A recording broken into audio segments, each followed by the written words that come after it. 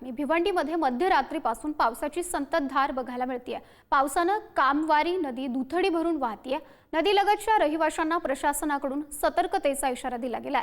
पावसाने भिवंडी शहरातील सखल भागात पाणी साचलेले आहे। सखल भाग हे पाण्याखाली सुद्धा गेलेले आहे।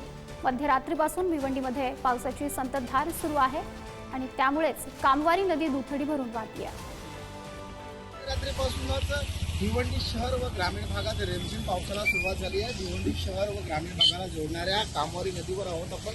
या ठिकाणी मोठ्या प्रमाणात पाणी साचले आहे। त्याचप्रमाणे ही नदी दुथडी धरून वाहू लागली आहे। त्याचप्रमाणे पाऊस जर असा सुरू राहिला तर भिवंडी शहराला धोका निर्माण होण्याची शक्यता वर्तवली जाते। त्याचप्रमाणे ठाणे जिल्ह्याला येलो अलर्ट दिल्यानंतर संपूर्ण आपत्कालीन व्यवस्था सुद्धा सतर्क झाली आहे। त्याचप्रमाणे भिवंडीतील कामवारी नदीच्या किनारी असलेल्या अनेक धोक्याच्या छायेत असल्याने या ठिकाणी पूर परिस्थिती निर्माण होऊ शकते।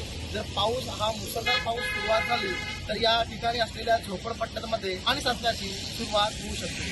भिवंडी पुढारी न्यूज।